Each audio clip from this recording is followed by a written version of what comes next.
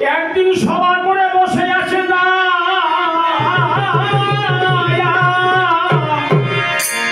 রামচন্দ্র রাজ্য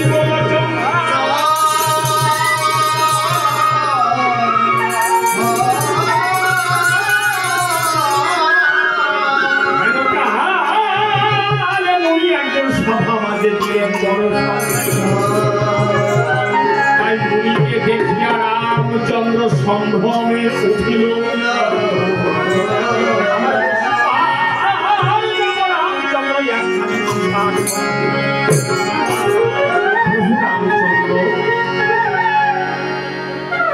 লঙ্কার লীলা সমাপ্ত করি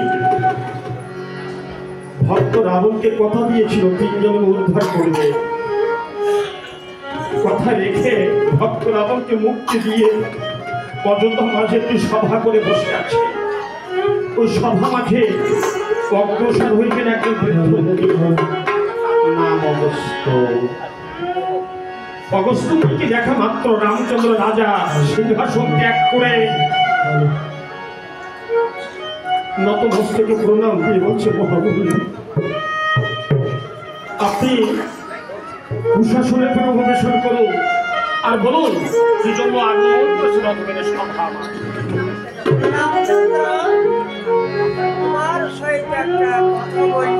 আমার সহিত কি কথা বলতে এসেছে?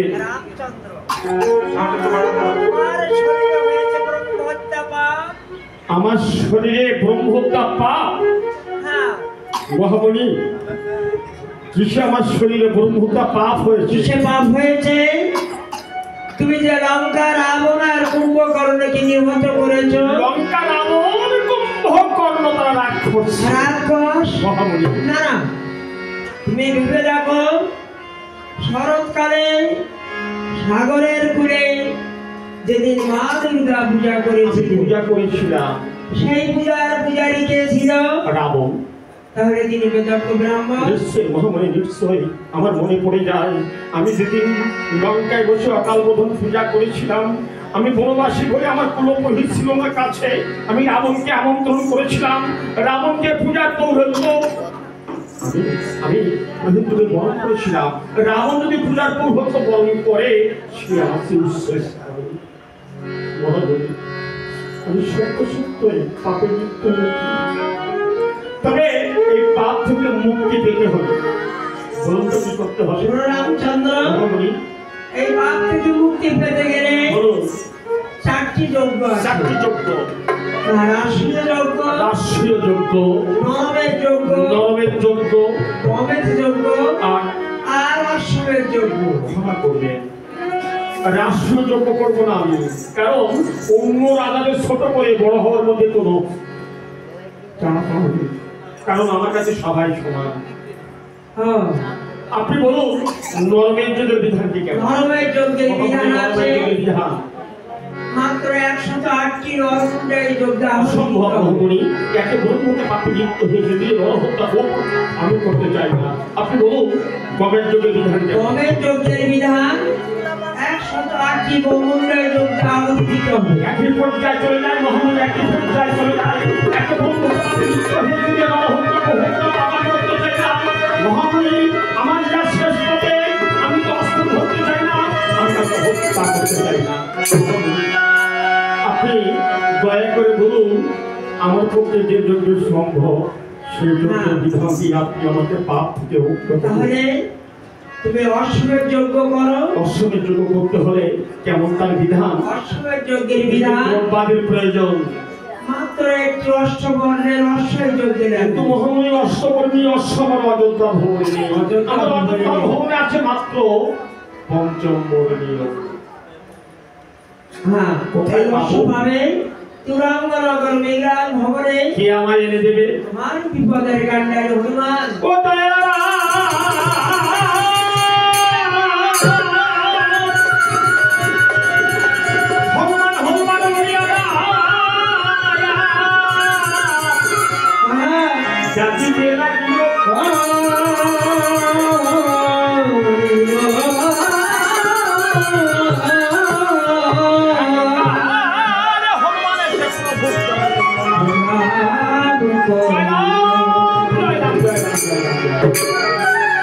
প্রভু রামচন্দ্র, তুমি আমায় ডেকেছো, হ্যাঁ কেন ডেকেছো দয়াল? শোনো হনুমান, তুমি কেন ডেকেছো? আমার শরীরে হয়েছে কলিকাতা পাপ। তোমার শরীরে হ্যাঁ মনে হয়নি তো দয়াল? তোমার শরীরে পাপের কথা শুনে আমার মনে হচ্ছে পৃথিবীটা মনে হয় উল্টো চলছে, মনে হয় ধর্ম লুপ্ত হতে যাচ্ছে। কেন জানো দয়াল? শাস্ত্রে বলছে একবার রাম নামে জীবের যত পাপ করে পাপকে সার্বেচ্য তত পাপ করে। দয়াল আমার মনে হচ্ছে প্রভু তোমার কোথায় ভুল হচ্ছে। আজকে মনে হচ্ছে অশ্বত্থমাকে আম্র, স্বর্ণদলে বিকায় তাম্র, শ্রাবণ ধরে গগন চাঁদে, মুশিকের ভয়ে বিড়াল কাঁদে, গণেশের গৌরব নষ্ট, বরুণ দেবতার জল কষ্ট, নিমিত্ত ভূমিষ্ঠ, প্রভু আজকে মনে হচ্ছে পূর্ব দিকে সূর্য অস্ত হচ্ছে। পূর্ব দিকে সূর্য অস্ত না হলে কেন পাপগ্রস্ত হচ্ছে ভগবান? রামচন্দ্র ডেকে ডেকে বলছেন হনুমান আমি জানি আমার শরীরে পাপ হতে পারে না, কিন্তু আজকে হয়েছে। কেন হয়েছে? আমি ভগবান হলেও আমি মনোরূপে নয়, আমি মনুষ্য রূপে এসেছি। আমি মানুষ হয়ে ব্রাহ্মণ বেড়েছি। আমি যদি ব্রাহ্মণ মেরে ব্রহ্মতা পাপ থেকে মুক্তি না পাই, দান লোকতে কিছু না করি, যুগে যুগে মানুষ ব্রাহ্মণ মারিবে। তাই আপনি আশা দিয়া ধর্ম জীবকে শিখায়, আর আপনি না করে ধর্ম শিখাও না যায়। হনুমান বলছে দয়াল ততস্থ। আমি এখন যাব অশান্তে, তোমার চরণ করি ঘর করি। তাই কেমন ভাবে যাচ্ছে ও ঘরে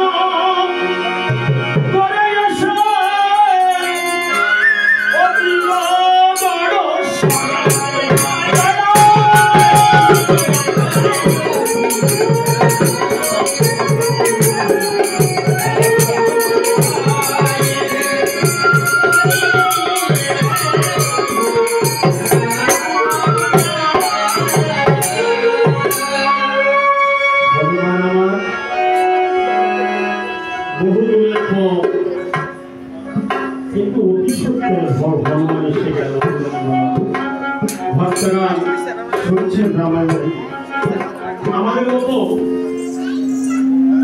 অভক্তের পক্ষে এটা সম্ভব নয়, হনুমানের পক্ষে সম্ভব হয়েছে। কেন? হনুমান রুদ্র অবতারে এসেছিল। হনুমান সাধক। হনুমান কেমন সাধক? হনুমান সাধনা দ্বারা অষ্টসিদ্ধি লাভ করেছিল। অষ্টসিদ্ধি কি? হনুমান ছিল নিত্য সিদ্ধ, হনুমান ছিল যোগ সিদ্ধ, হনুমান ছিল দৈব সিদ্ধ, হনুমান ছিল অগ্নি সিদ্ধ, হনুমান ছিল বরুণ সিদ্ধ, হনুমান ছিল বায়ু সিদ্ধ। ভক্তরা, বায়ু সিদ্ধ কাকে বলে? যারা যোগ মার্গে বসে যোগ সাধনে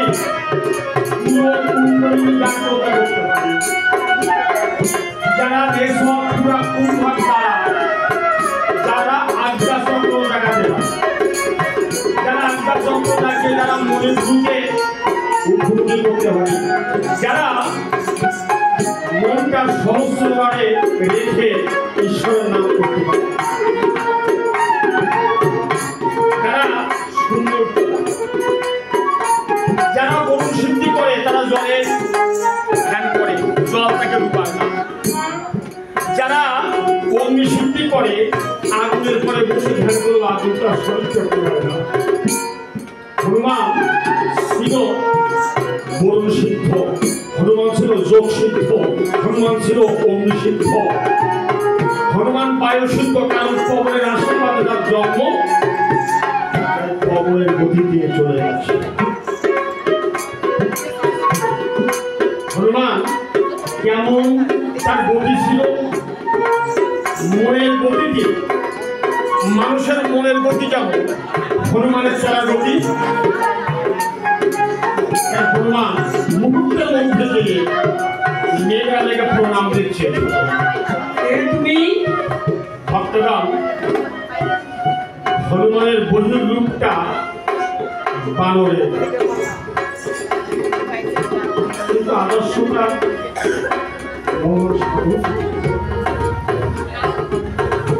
একজন রাজাকে সম্মান করতে হয় কেমন ভাবে? প্রণাম দিব, প্রণাম। তুমি? আমি অযোধ্যাবাসী শ্রীরামচন্দ্রের কিঙ্কর, আমি কিষ্কিন্দাবাড়ির সুগ্রীবের চর, পবনপুত্র নাম হনুমান মহারাজ। তুমি এখানে? আমি কেন এসেছি? হ্যাঁ, আমার প্রভুর শরীর হচ্ছে ব্রহ্মহত্যার পাপ, সেই পাপ থেকে মুক্তি লাভ করবেন, তাই করবেন একটি অশ্বের যোগ্য। আমার প্রভুর আদেশে আমি একটা রাজ্য হতে একটু অস্ত্র করবে নেওয়ার জন্য এসেছি। দয়া করে আপনি আমাকে অশ্ব দিন, আর বলুন এই অশ্বের বিনিময়ে আপনি যত অর্থ চান, আপনি যত অর্থ চান ভগবান দিবে, কারণ ভগবান স্বর্ণ মুদ্রা পাঠিয়েছেন। শোনো হনুমান, মেঘরাজা বলছে হনুমান যে কে কার কাছ থেকে মুদ্রা নেবে, কে কার কাছ থেকে অর্থ নেবে।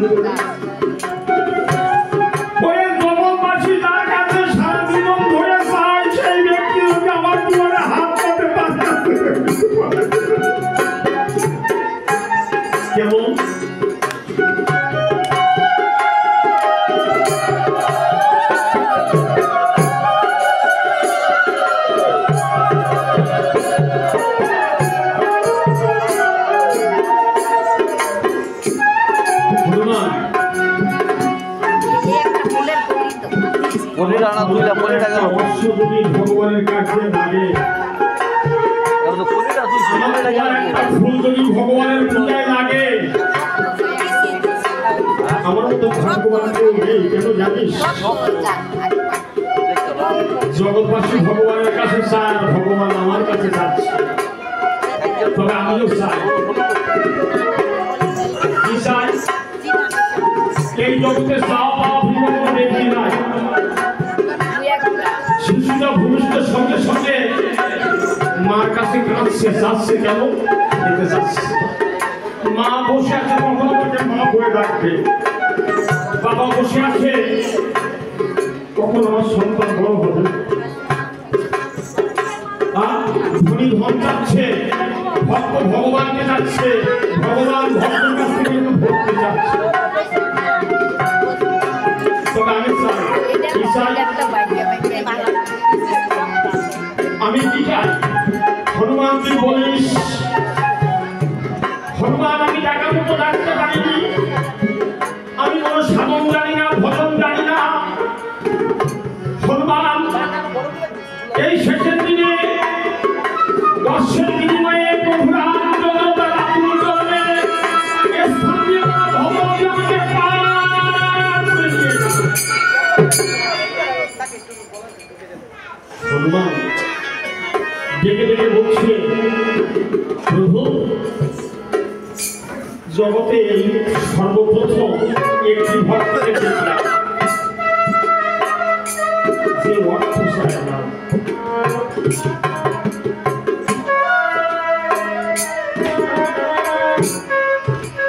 হনুমান বলছে, এই জগতে সর্বপ্রথম একটি ভক্তকে দেখেছি, যে অর্থ চায় না, পরমর্থ চায়। জগৎবাসী তোমার কাছে চায় ধনম দেহি, পুত্রম দেহি, জনম দেহি, রূপম দেহি। আর একটি মাত্র ব্যক্তি দেখলাম, সে তোমার চরণ চায়। তাই হনুমান ডেকে বলছে, ও প্রভু, ও মহারাজ, আপনি ভগবানের কাছে অর্থ না চেয়ে চরণ চাইবেন কেন?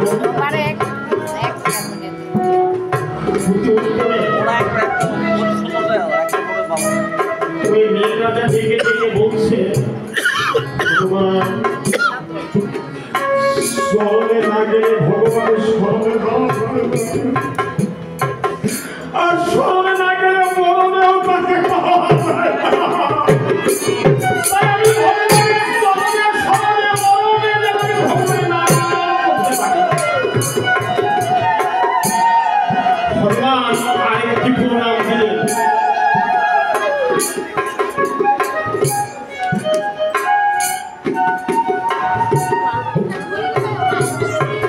হনুমান আরেকটি প্রণাম দিলেন কেন? হনুমান বলছে, মহারাজ আমি সারা জীবন ভগবানকে চেয়েছি, আমি ভগবানকে চেয়েছি, এমনকি ভগবানকে মুখে বলেছি, আমি ভগবানের মুখটা বলতে ধারণ করেছি, কিন্তু স্মরণ চাই। হনুমান অশ্বশালা দিয়ে দেখতে পায় বহু অশ্ব, এই বহু অশ্ব থেকে একটি অশ্ব নেবে, কোন অশ্বটি ভগবানের জনকে রাখবে। হনুমানের জ্ঞান দ্বারা ভেবে দেখেছে অনেক অশ্ব আছে, কোন অশ্ব ভগবানের কাছে লাগবে। একটি অশ্বের নিকটে গিয়ে দেখতে পায় ওই অশ্বটি লাফালাফি করছে। হনুমান মনে মনে চিন্তা করছে, চঞ্চল মনের অশ্ব ভগবানের কাজে লাগে। কোন অশ্ব মারামারি করছে, লাফালাফি করছে, যে অশ্ব মারামারি করে ও অশ্ব ভগবানের কাজে লাগবে না। হনুমান দেখতে পায় এক পাশে একটি অশ্ব আছে, যে অশ্বটি নতমস্তক করে চোখে জল ফেলছে। ওই অশ্বটি মনে মনে যেন বলছে, পৃথিবীতে সবাই আহুতি দান করতে আসেনি, আমি আত্মদান করতে এসেছি ভগবানের কাছে। আমার এই দেহ কাজে যদি ভগবানের কাজ হয়, আমি ভগবানের কাছে দেখো। হনুমান তুই আমাকে নিয়ে চল ভগবানের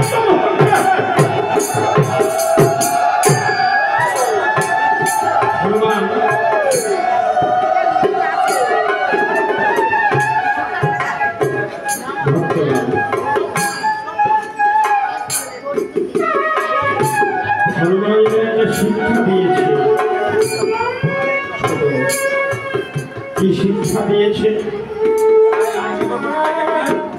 বহু অশ্বের ভিতরে যেমন একটা অশ্ব ভগবানের যোগ্য, পৃথিবীতে 700 কোটি মানুষ আছে, সবাই আপনার গুরুর যোগ্য না। একটি মানুষকে বেছে নিতে হবে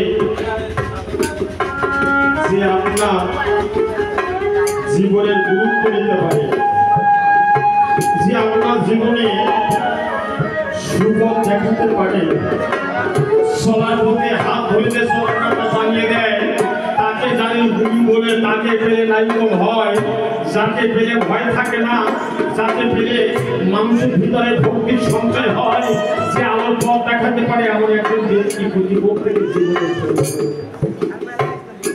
তাই ভগবান অশ্বটি নিয়ে চিন্তা করছে, দাঁড়িয়ে অশ্বটি নিয়ে যাবো কি করে?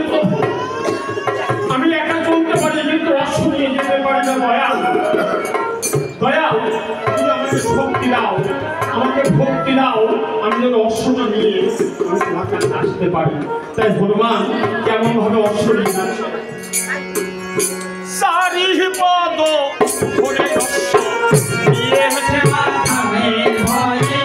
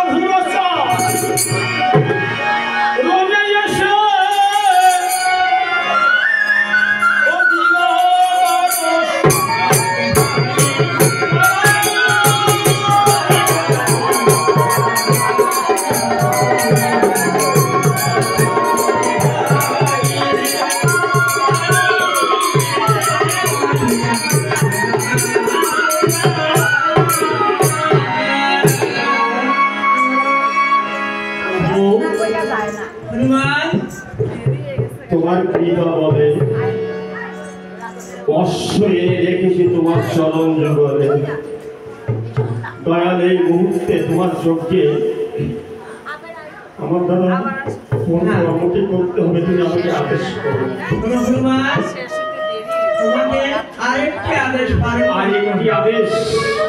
কি আদেশ? চতুর্দিকে সমস্ত মণিবন্ধের নিমন্ত্রণ দিয়ে চতুর্দিকে সকল মণিবন্ধে আমি নিমন্ত্রণ করবো। ক্ষমা করো দয়াল, আমার জ্ঞান তো তোমার আদেশ অমান্য করিনি। আজ করতে চাই, কারণ ভক্তের কর্তব্য ভগবানের আদেশ পালন করা, দাসের কর্তব্য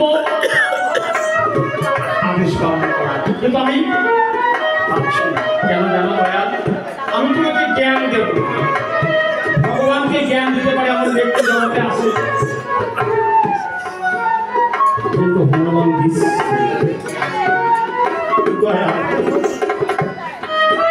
তুমি আমার অপরাধ নিয়ে এই জগৎ সংসারে যদি কেউ পিতৃযজ্ঞ করে, কেউ মাতৃযজ্ঞ করে, ওই পিতৃযজ্ঞে মাতৃযজ্ঞে কোনো দাস দ্বারা, কোনো ভৃত্য দ্বারা, কোনো পড়শি দ্বারা নিমন্ত্রণ করে, সেই নিমন্ত্রণকে গ্রহণ করে।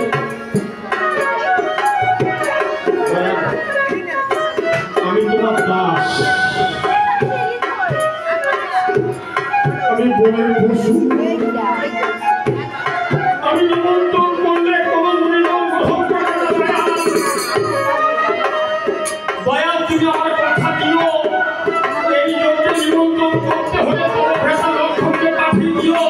লক্ষণ খুঁজি দাঁড়ে দাঁড়ে বড় কৃতদাসী নিমন্ত্রণ করে আর সকল দরিদ্র সাধনে গ্রহণ। হনুমানের কথায় ভগবান আনন্দ পেয়েছে, ওর সঙ্গে একটু কষ্ট পেয়েছে। ভক্তগণ, জগতে হাসি কান্না একই বৃক্ষের ফল, সুখ দুঃখ একই বৃক্ষে আসে, আলো অন্ধকার একই বৃক্ষে পড়া, শান্তি অশান্তি একই বৃক্ষের ফল। যেখানে সুখ আছে সেখানে দুঃখ আছে, যেখানে দুঃখ আছে ভগবান কষ্ট পেয়েছে, আমার আনন্দ পেয়েছে। কষ্ট পেয়েছে কি? হনুমান কে বলেছিলি বলে পশু, ওরে তোর মতো পশু যদি আজকে আমার পাশে না থাকতো,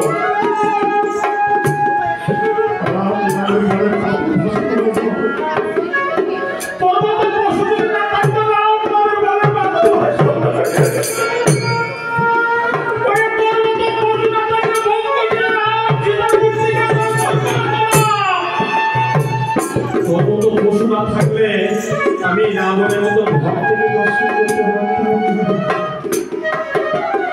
এটা প্রভুর কষ্ট। আর আনন্দটা কোথায়? আনন্দটা কোথায়? আনন্দটা আছে যে বনের পশু এত জ্ঞান অর্জন করলো, আমি ভগবান আমার ভুলটা ধরে দিচ্ছি, এটা আনন্দ। তাই হনুমান কবলে বলে বিশ্রাম করতে চলে গেল। লক্ষণকে ডেকে বলছি, লক্ষণ আমার, তুমি আমার কথা নিও। তুমি দাঁড়ে দাঁড়ে সব মহিলাদের একটিবার নিমন্ত্রণ কেন জানো? আমি এই যজ্ঞ করে আমি পাপ থেকে মুক্তি পাবো না, তবে আমার বিশ্বাস এই যজ্ঞ কেন্দ্র করে যদি কোনো মনি মানব আসে, ওই ভক্তের চরণ ধরিতে আর মনিগণের আশীর্বাদে আমি যদি কোনো পাপ করে থাকি, আমি আশীর্বাদ তারা জগতে করে দিব। আমি ভক্তের আশীর্বাদ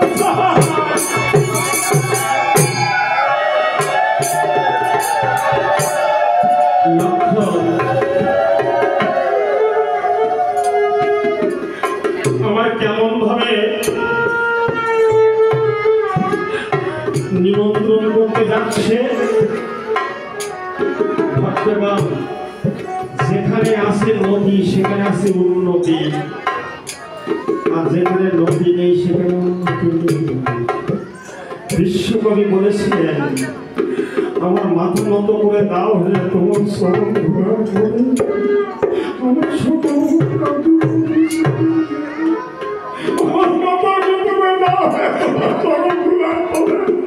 তাই লক্ষণ যেখানে যায় জ্যেষ্ঠ ভ্রাতা সমপিতা দাদাকে প্রণাম দিয়ে যায়। কেমন ভাবে যাচ্ছে আজকে নিমন্ত্রণ করতে? লক্ষণ যাচ্ছে, শুনো। ওই দাদার চরণে প্রণাম করে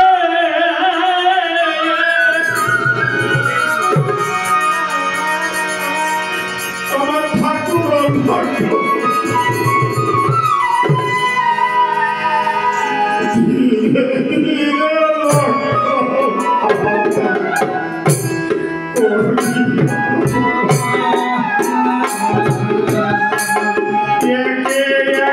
চতুর্দিকে লক্ষ্য করিয়া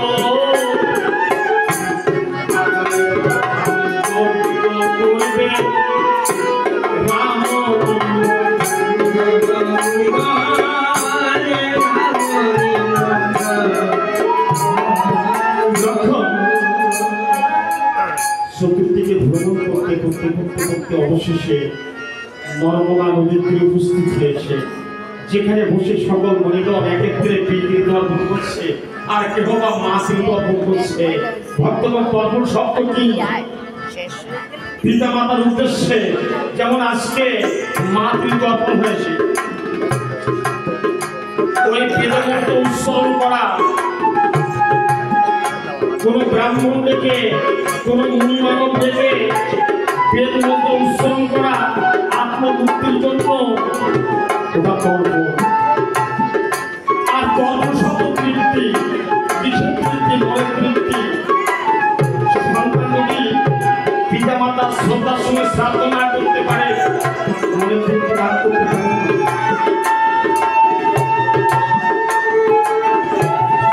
তাই লক্ষ্য প্রণাম দিয়ে বলছি মনিগণ, সবাই আছে, সবাই আছি। আগামী প্রভাতে দাদা রামচন্দ্র ভাই, আমি দাদা রামচন্দ্র সবাইকে নিমন্ত্রণ করছি, দয়া করে তোমার নিমন্ত্রণ আমরা গ্রহণ করেছি। আমি ধন্য হয়েছি। তবে শুনুন, আমাদের ভিতরে যে একজন নেই, একজন নেই, তিনি মহাকবি বাল্মীকি। মহাকবি বাল্মীকি কোথায় আছেন? তিনি এই চিত্রকূট পর্বতে ধ্যান করছেন। চিত্রকূট পর্বত এখান থেকে কতগুলো পথ? বেশ কয়েকদিন সময় লাগবে। লক্ষণ ভাবছে আগামী প্রভাতে যোগ্য করবেন, বেশ কয়েকদিনের পথ আনা সম্ভব নয়। সেই মহাকবি বিভূমি আপনারা যারা আছেন পূর্ণ করতে পারবেন? পারি অবশ্যই, কিন্তু তবে চলুন, মুনিগণদের নিয়ে লক্ষণ করি অযোধ্যায় এসে তারা দিও। মুনিগণদের বসতে দিল না তারা কুশাসন। রামচন্দ্র বলছে মুনিগণ বসুন করে রাখো।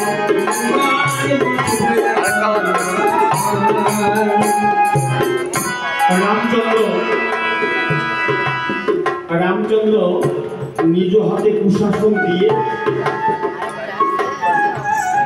মুনিগণদের ডেকে বলছে, মুনিগণ আপনারা যত দয়া করে এসেছেন, আসন গ্রহণ করুন। আর সর্বচরণে আমার ভক্ত আপনারা আশীর্বাদ করুন। আমি যে ব্রহ্মতাপাতে লিপ্ত হয়েছি,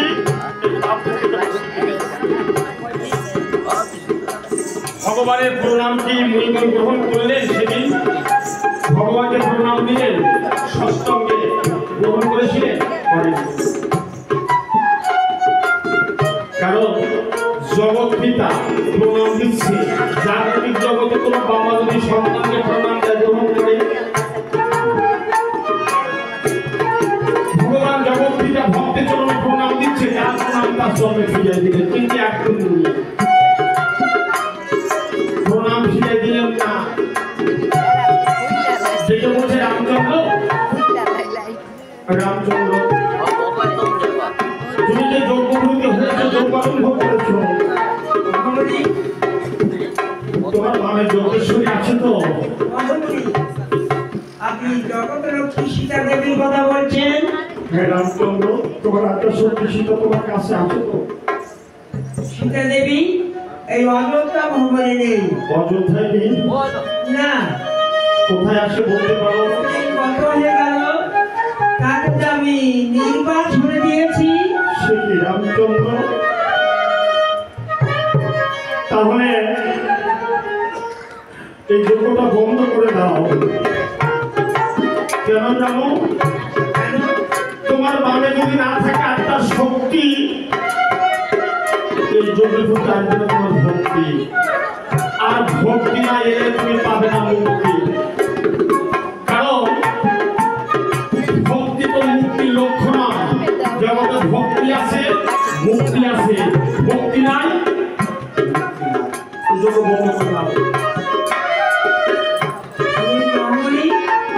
আমি তো যজ্ঞভূতি হয়েছি, আমি যজ্ঞ শুরু করেছি, এই যজ্ঞ আমাকে পূর্ণ করতে হবে। অন্য কোনো বিধান বিধানাসী বলছি রামচন্দ্র, তার পূর্বে তুমি বলো তুমি সাকার ভাবে পূর্ণ করতে চাও না নিরাকার? আমি সাকার ভাবে পূর্ণ করব। রামচন্দ্র বিশ্বকর্মাকে স্মরণ করি স্বর্ণসীতা নির্মাণ করে ওই স্বর্ণসীতাকে স্বর্ণ জ্ঞান না করে তোমার নিজস্বতা জ্ঞান করে সীতারে বসতে হবে। যদি তুমি মনে করো যে ওটা স্বর্ণসীতা, তোমার যত পূর্ণ হবে। রামচন্দ্র বিশ্বকর্মাকে স্মরণ করি একখানি স্বর্ণসীতা নির্মাণ করে ওই স্বর্ণসীতা যখন বামে প্রতিষ্ঠিতা করবেন,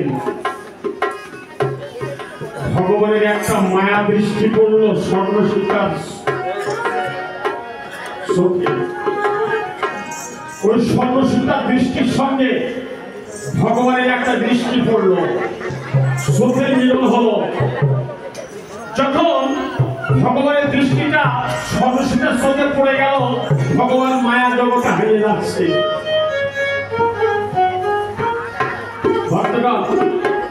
বিল্লমঙ্গল এক সময় বৃন্দাবনে যেতে যেতে হারিয়ে গিয়েছিল, বাধা পড়েছিল কেন? মায়া দৃষ্টি। তাই রামচন্দ্র মায়া কাটিয়ে স্বর্ণসীতা বামে রেখে যজ্ঞ আরম্ভ করলেন। শক্তিকে জয়ের ধ্বনি, সত্যের ধ্বনি আর হরিধ্বনিকে অযথার মুখস্থ করতে লাগলেন।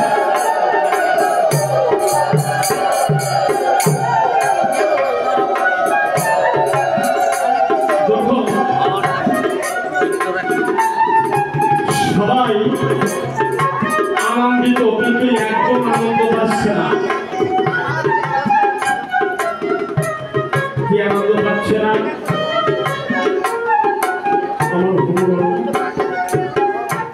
হনুমান ডেকে বলছে, দয়া দয়া, এই বিশ্ব সংসারে তুমি সবাইকে নিমন্ত্রণ করেছ, তোমার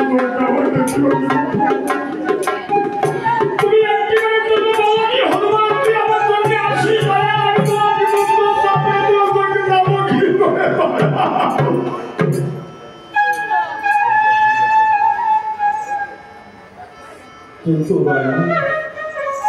আজ হবে অযোধ্যায় রাম সীতার যুগল মুক্তি। এতদিন ধরে যুগে যুগে ঘুরছি শুধু একটি রূপ দেখার জন্য, যুগল রূপটা দেখার যে রূপটা আমার বুকে অঙ্কিত করেছি, দক্ষিণ পিঞ্জরা রাম, পিঞ্জরা আমার সীতা। আমি দেখবো আমার হৃদয়ের যুগল মুক্তি আর তোমার যুগল মুক্তি এক। আমি যাবো দূর থেকে শুধু একটি খবর দেখবো, তোমার যুগল রূপটা দেখবো। হনুমান কেমন ভাবে যাচ্ছে, ধনুকে বারণ যোজনা করে তীর যেমন ছুটে যায়, ওই তীর দেখে হনুমান যাচ্ছে। আর দূর থেকে লক্ষ্য করেছে সত্য সত্য রাম সীতা যুগল, ওই রাম সীতা যুগল রূপে দর্শন করি। হনুমান জয় রাম, শ্রীরাম বলে হনুমান।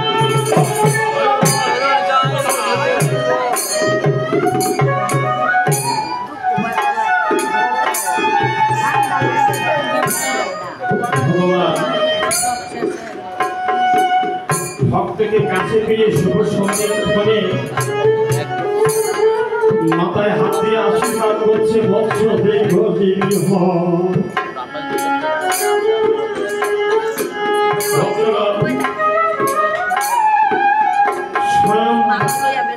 স্বয়ং ভগবান যদি কোনো ভক্তের মাথায় হাত দিয়ে আশীর্বাদ করে, তার কি সীমা থাকে?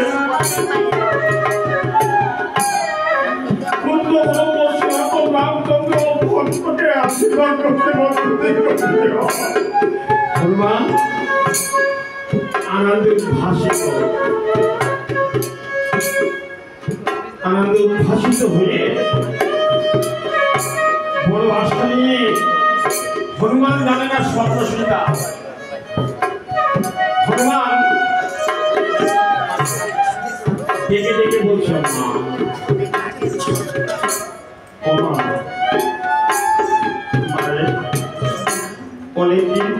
যুগল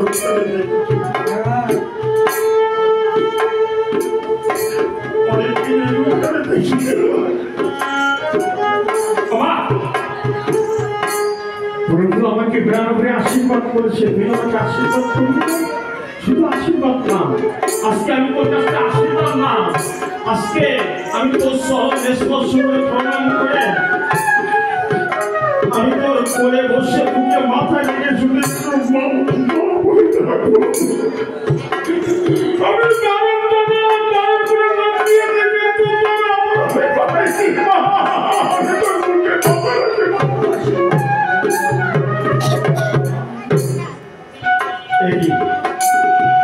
আমি মা বলে ডাকছি, তুই কথা বলছিস না তো? বুঝেছি আমি বনের পশু, পশু বলে ঘৃণায় অহংকার আমাকে দূরে রেখেছিস, কিন্তু জানিস অনেকদিন পরে সন্তান যদি আসে মায়ের কাছে মাকে থাকতে পারে অভিমান করে। অনেকদিন পরে সন্তান যদি মায়ের চরণে মা বলে রাখে, মা তাকে বুকে টেনে দেয়, দূরে ফেলে দেয়। দেখো মা শব্দ মমতা দুর্গা, মা শব্দ মায়া, মা শব্দ মাটি, মা শব্দ তিনি মেপে নিতে পারেন।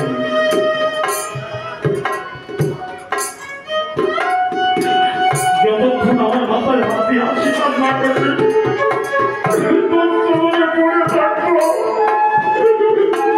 যতক্ষণ আমাকে বুকে টেনে নামাবে ততক্ষণ আমি পড়ে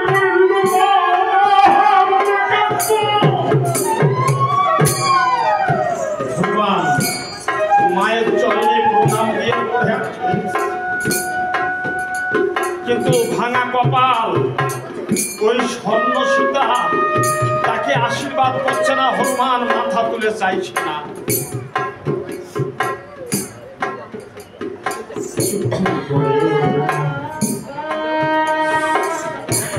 হনুমান একটু মাথা তুলে যেতে বলছে,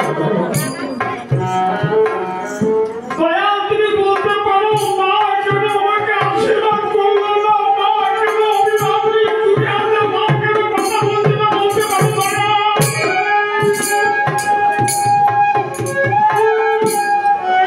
রামচন্দ্র হনুমানকে বুকে টেনে বলছে, হনুমান রে ওই স্বর্ণ সীতা কথা বলতে পারে না, আশীর্বাদ করতে পারে না। তাহলে আমার মা, তোর মাকে আমি চিরজীবনের পরে, তোর মাকে আমি চিরজীবনের পরে বলতে দিয়েছি, তোর মাকে আর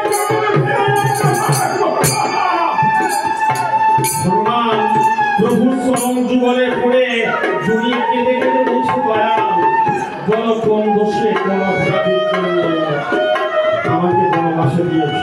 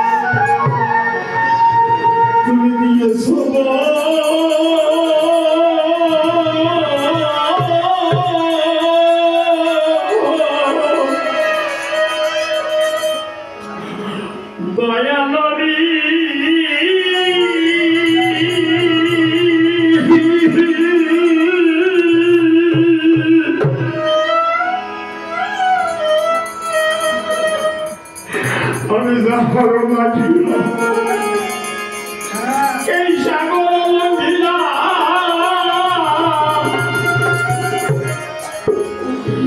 লঙ্কা পোড়ায়ে পোড়ানো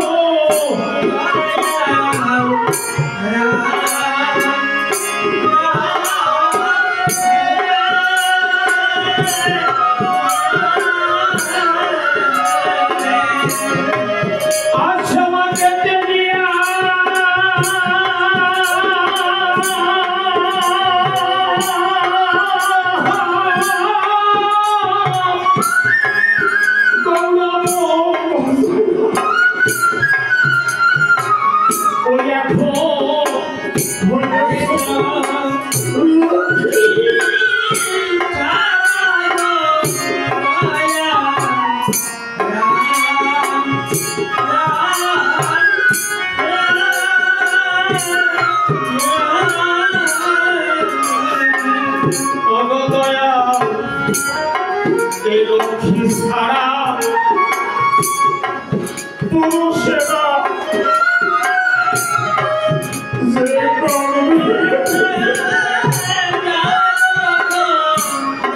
সোনা ছাড়িয়া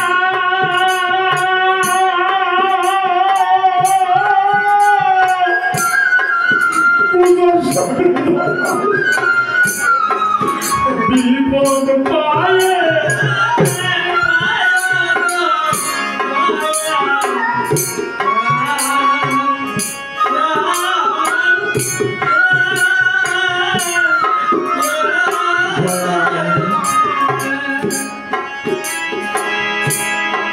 আমার মা ছিল গঙ্গা জলের মতো পবিত্র,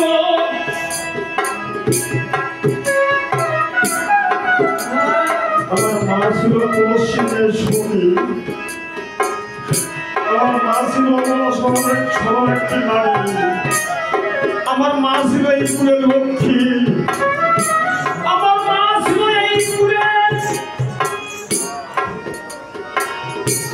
দয়া। আমার মাকে বনবাসে দিয়েছ, কি অপরাধ আমার মা করেছিল আমার জানা নেই। তবে দয়া, এই জগতের ধর্ম সত্য, এই জগতের শাস্ত্র যদি সত্য হয়, আমি তোমাকে বলে রাখছি দয়া, তুমি ভগবান হলেও তুমি কি ধর্ম তোমাকে ছেড়ে দেবে না। কেন দয়া, শাস্ত্র বলছে এই জগতে কাউকে কাঁদালে নিজে একদিন কাঁদতে হয়, এই জগতে কাউকে দুঃখ দিলে নিজে একদিন দুঃখ পেতে হয়, এই জগতে কাউকে আঘাত দিলে নিজে দয়া, এই জগতে কারো সুখের ঘর ভেঙে দিলে নিজের ঘরে দুঃখের আগুন জ্বলে। মনে রেখো দয়াল, আমার মা বড় আশা নিয়ে এসেছিল তোমার চোখ সেবা করবে বলে, কিন্তু কি অপরাধ করেছিল তুমি কম সেবা করতে পারবে।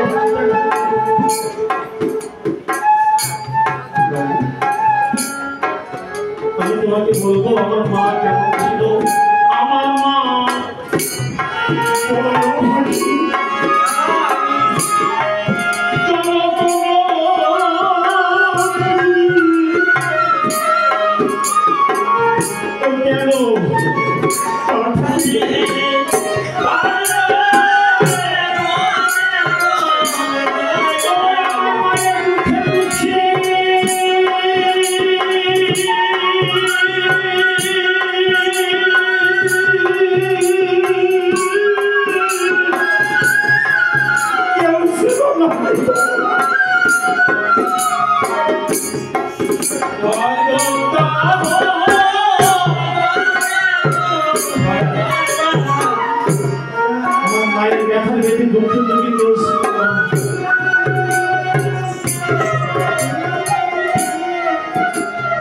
লক্ষণ কোথায় ছিল?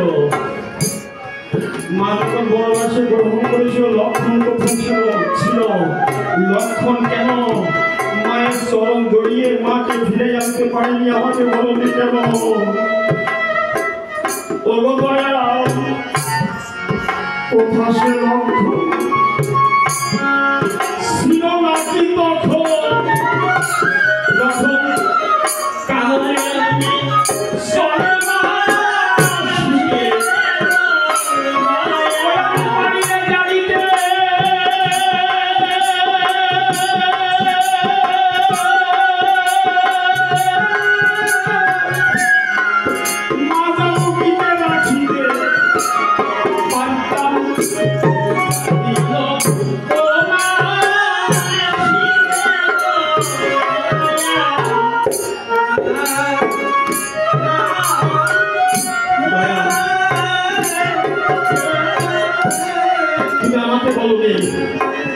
বলো কে বনবাসে দিয়েছে?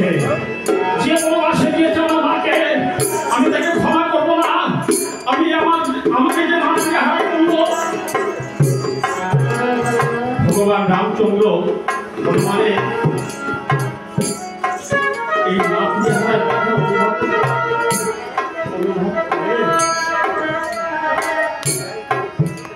শুধুমাত্র ডেকে বলছিল, ভগবান তোর মাকে আমি বনবাসে দেয়নি, দিয়েছিল লক্ষণ। লক্ষণ কেন বনবাসে দিয়েছি লক্ষণ তোকে বলে দেবে। লক্ষণের কথা শোনা মাত্র হনুমান যেন তেলে বেগুনে জ্বলছে। কেন? অন্যের আঘাত যতখানি সওয়া যায়, আপনজনের আঘাত সওয়া কারণ ভালোবাসার ব্যক্তি যদি একটু কটু কথা বলে সেটা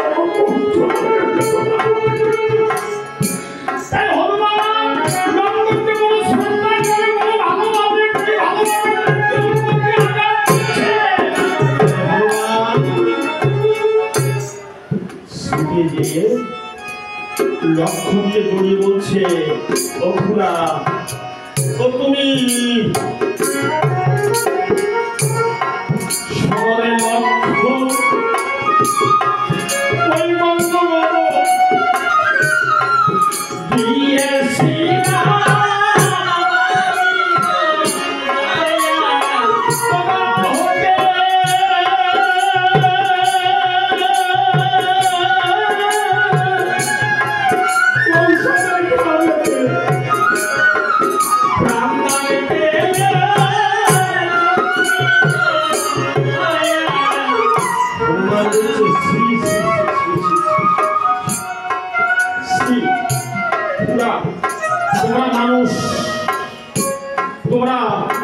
জগতে কোন পূর্ণ করে এসেছিলে, যে মনুষ্য করে এসেছ।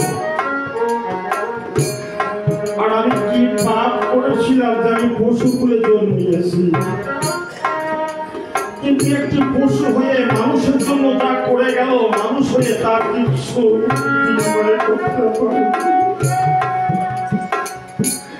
আমি পশু হয়ে একটা পর্বত বহন করবার শক্তি ছেড়ে প্রাণ ফিরে তুমি যেদিন শক্তি চলে পড়েছিলে তোমাকে আমি বাঁচিয়েছি।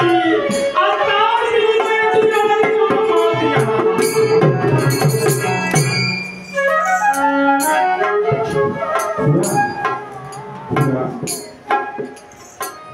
তুমি একদিন আমার মাকে মা বলে ডাকতে,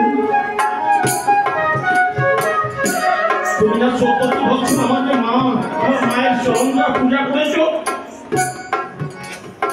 যে হাত দিয়ে পূজা করেছে সেই হাত দিয়ে মায়ের সাদা দিয়েছে। এটাকে সন্তানের কর্তব্য। তোমার কি অভিমান ছিল? লক্ষ্মী বলে শান্ত হও।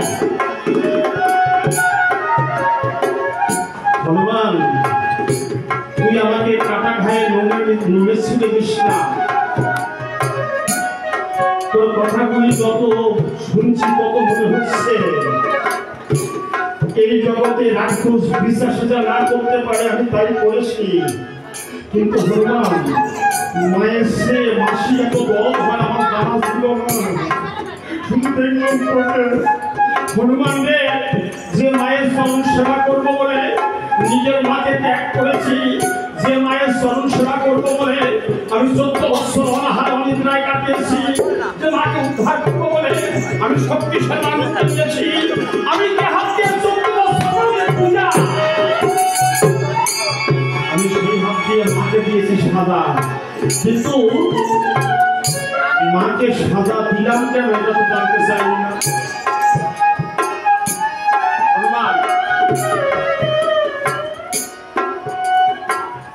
জ্যেষ্ঠ ভেদা সমপিত, দাদা জ্যেষ্ঠ আমি কনিষ্ঠ। দাদা আমাকে আদেশ করলো বনবাসে দেওয়ার জন্য। আমি যদি দাদার আদেশ পালন না করি, যুগে যুগে কোনো ছোট ভাই বড় ভাই আদেশ পালন করবে না।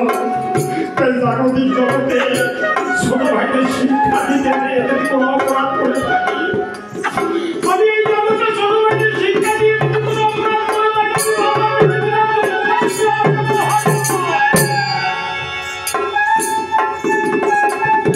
হনুমান বলছে জগৎবাসী দেখে যাও অভিনয়। অভিনয় কাকে বলে? লক্ষণ কাঁদছে, লক্ষণ মায়ের আবার কাঁদছে। লক্ষণ কর্মে বনবাস দিল, লক্ষণ ধর্মে অপূর্ব অপূর্ব অপূর্ব। এখানে শেষ নয়, প্রভু তোমাকে বলছেন ও তুমি এই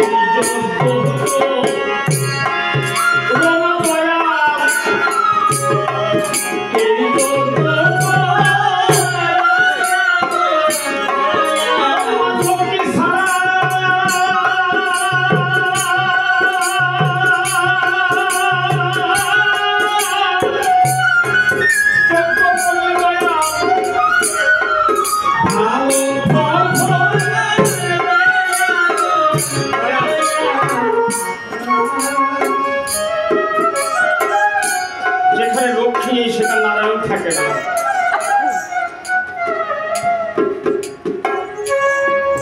দয়াল, যেখানে মা নেই সেখানে মমতা নেই।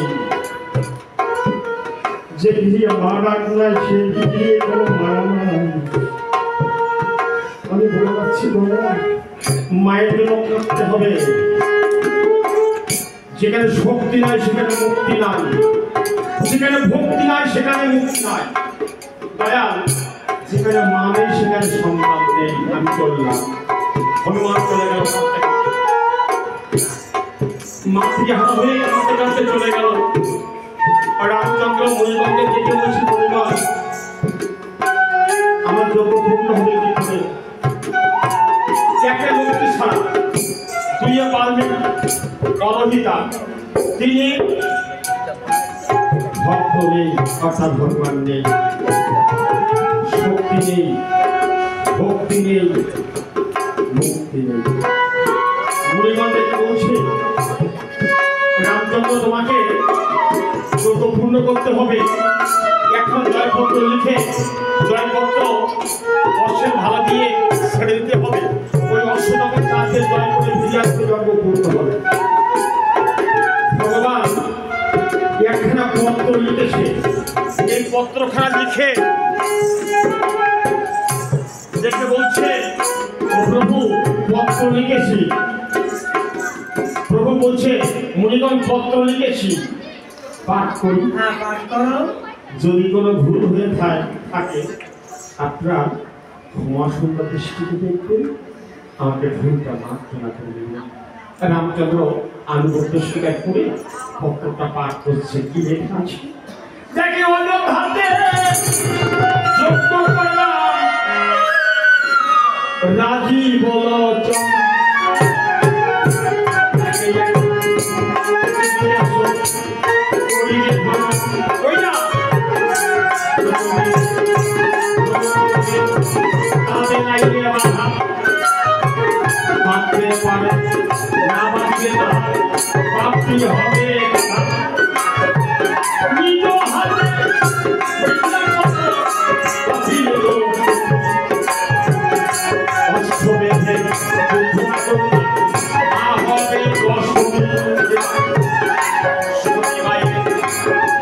হবে নিজ হাতে পরিচয় অসমিল পুত্র হলে পরাজয় লিখিবে রামচন্দ্র মুনিগণ। রামচন্দ্র আমার পত্র কেমন হয়েছে? অতি উত্তম পুত্র হয়েছে। এখন কি প্রয়োজন? উপযুক্ত রক্ষী প্রয়োজন। উপযুক্ত রক্ষী আমার দুটি ভাই ভরসত্য উপযুক্ত পুত্ররা যথেষ্ট সারথি রথ সাধন করো। আমার ভাই দিয়ে চলে যাবে।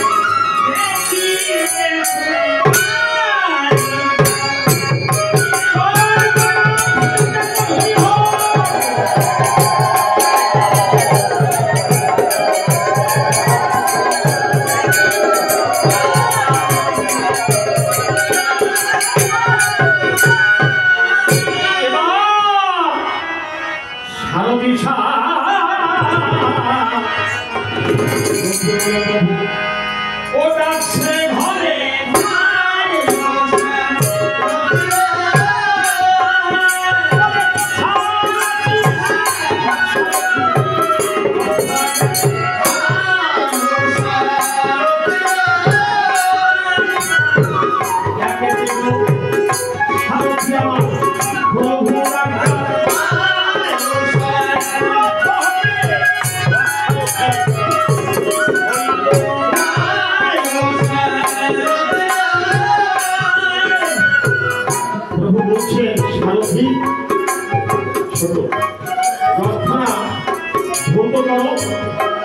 আর সুসজ্জায় সজ্জিত করবে, এমন ভাবে সজ্জিত করবে বিজলি খেলে যায়। রাম এক গাই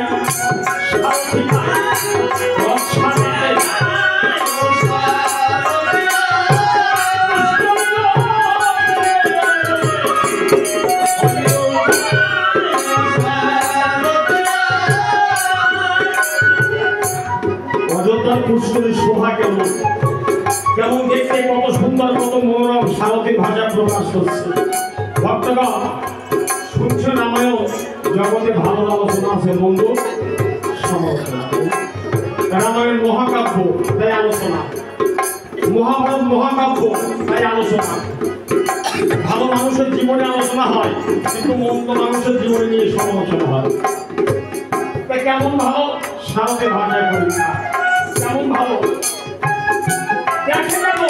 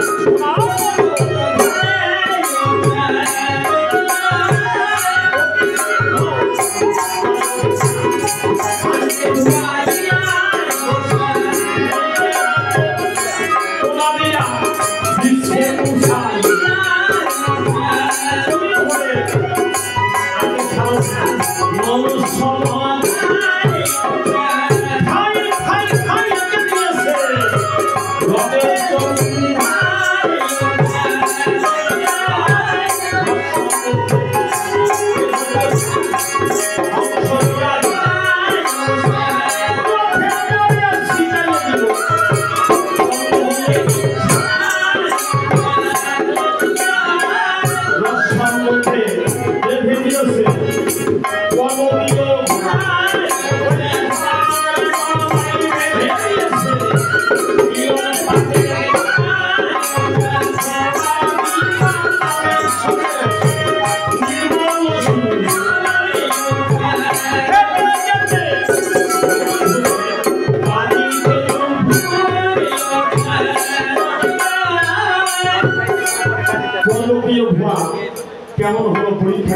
আছে। কেমন হতে পারে পরীক্ষা করতে গিয়ে পাঁচশো নিল পানি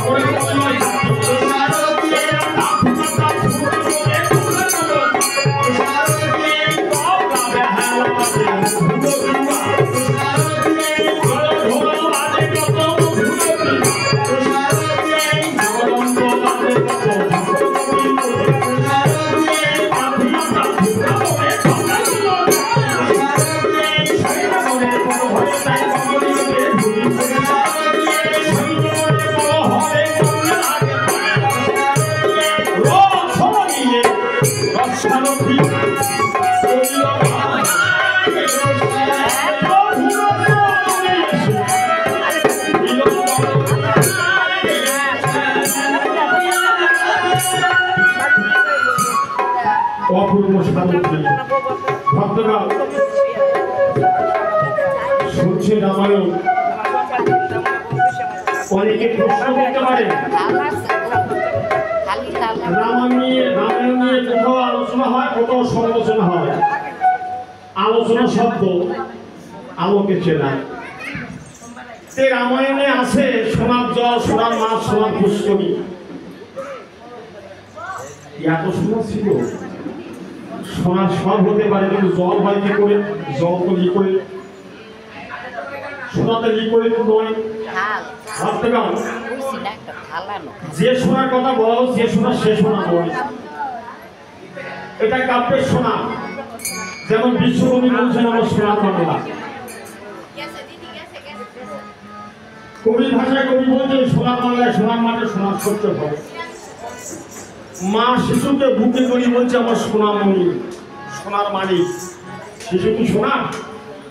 সোনার নয়, বলছে কেন ভালোবাসা, যত সোনা। তেমনি লঙ্কায় এত সাধনা ছিল, অযোধ্যায় এত সাধনা ছিল,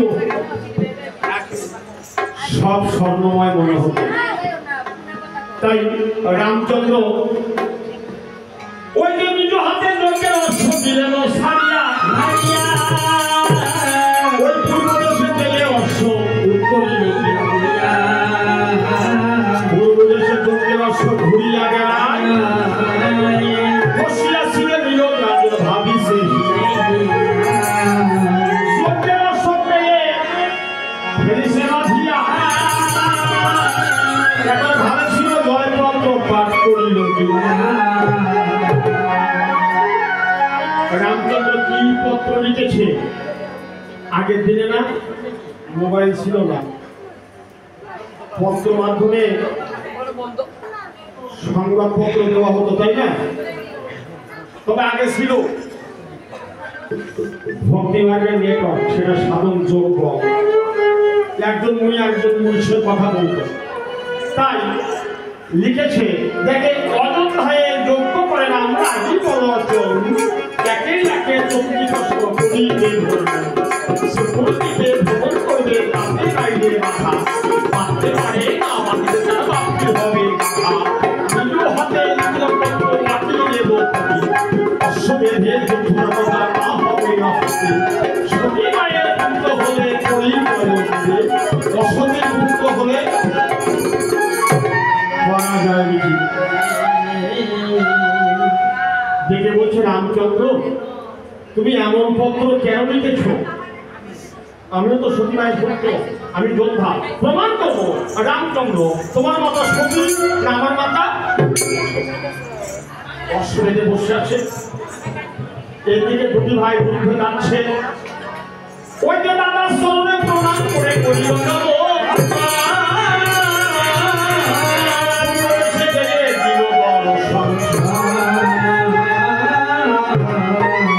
দেশে গিয়ে দেখি মানে পায়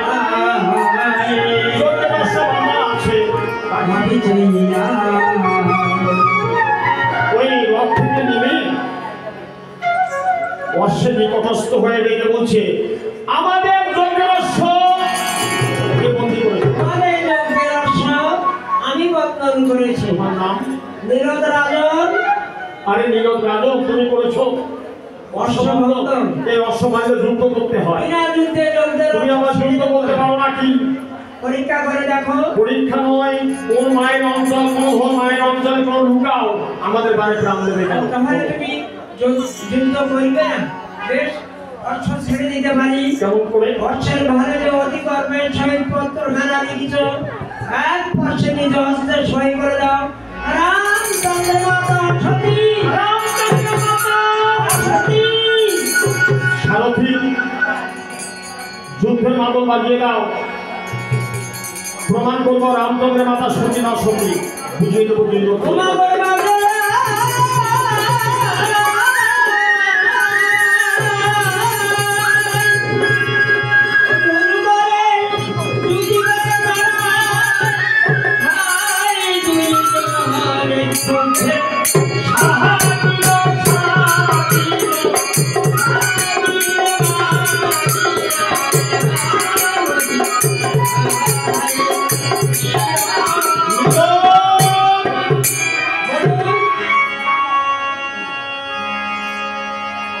মুখে প্রমাণ নয়, বানে বানে কর্মে। তোমার মাতা সতী না আমার মাতা সতী প্রমাণ করবো আমরা বলছি। কারণ সব মায়ের কাছে, সব সন্তানের কাছে সবার মা সতী। অস্ত্র ধারণ করো আর প্রমাণ করো তুমিও সতী মায়ের পুত্র। আর করো রিয়া দিল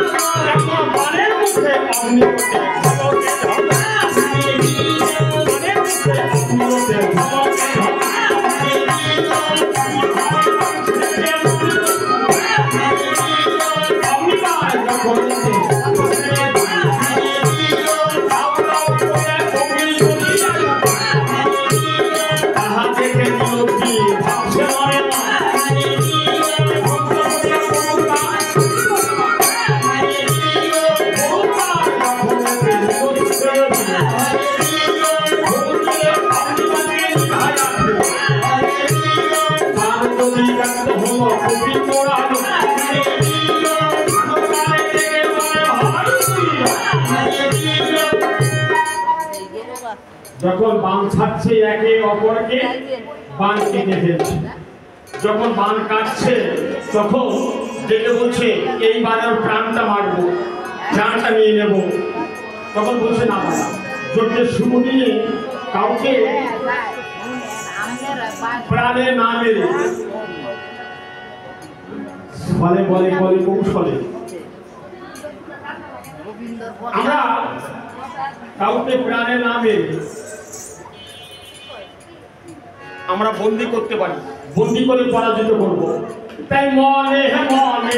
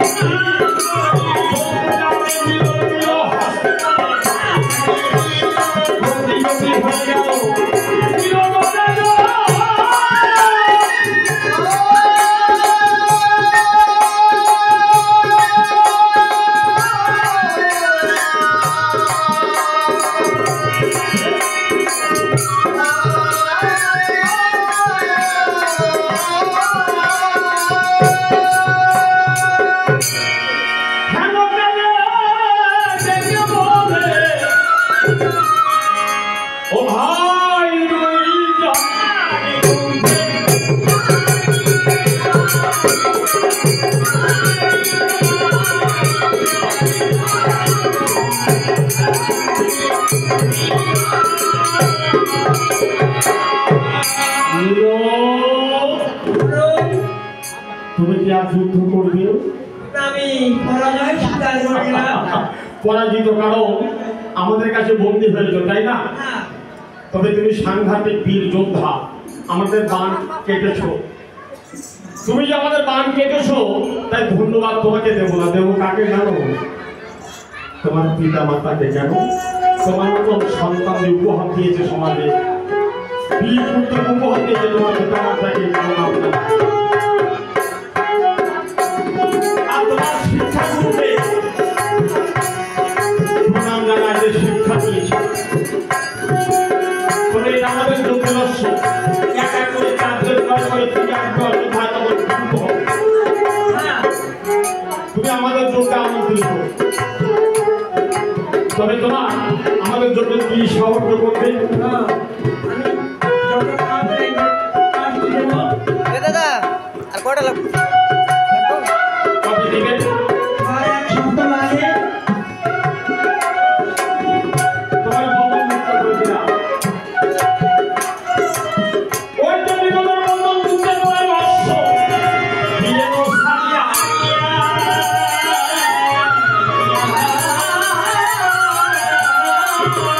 উত্তর দেশে যজ্ঞের অশ্ব করিল বিয়া। উত্তর দেশে যজ্ঞের অশ্ব ঘুরিয়া বেড়ায়। বসিয়াছিলেন বসাও আরো ভাবিছে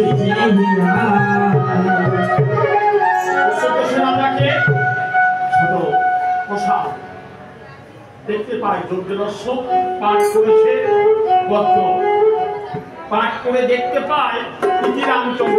এই রামচন্দ্রের কথা শোনা মাত্র দেখে হচ্ছে পাত্রবৃন্দ। এই রামচন্দ্রের যজ্ঞরস্য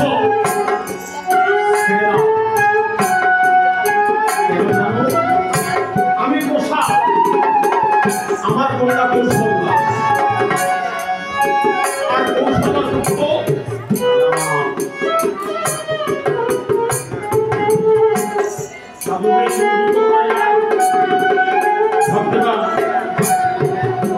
আগের দিন একটা নিয়ম ছিল, আগের পিতার আগেও পুত্র নাম রাখা হতো। যেমন কৌশলা পুত্র কৌশল্যা, যেমন সুমিত্রা বেগম সুমিত্রা, যেমন ময়দান বেগম মন্দোদরী, যেমন হরিবিজের পুত্র, তেমনি করে নাম রাখা হতো। আবার আগের দিনে প্রায় বাড়িতে ভগবানের নামে নাম রাখা হতো, পুত্র বা কন্যা, তাই না? দেবদেবীর নামে ভগবানের নামে হরি গোবিন্দ কৃষ্ণ মধুসূদন কার্তিক গণেশ লক্ষ্মী সরস্বতী রাখা হতো। তো কেন রাখতো? সংসারের মাঝে হয়তো ঈশ্বরকে ডাকতে পারি না, আমার ছেলের নাম যদি কৃষ্ণ থাকে তা বলবো এসো কৃষ্ণ, বসো কৃষ্ণ, বলতে বলতে মৃত্যুকাল যদি কৃষ্ণের কথা মনে থাকে, যদি রাম রাখি, রাম রাম বলতে বলতে যদি আমি মুক্তি পাই। তাই আমার কন্যা কৌশল্যা, কৌশলের পুত্র রাম। পাত্রমিত্রগণ ডেকে বলছে, বুঝলাম পাত্রমিত্রগণ ডেকে বলছে, মহারাজ আপনার মুখে যত শুনছি এই রামচন্দ্রের কথা, ভাবছি তার নাম শুনতে তো মধুর, না জানি দেখতে বড় সুন্দর।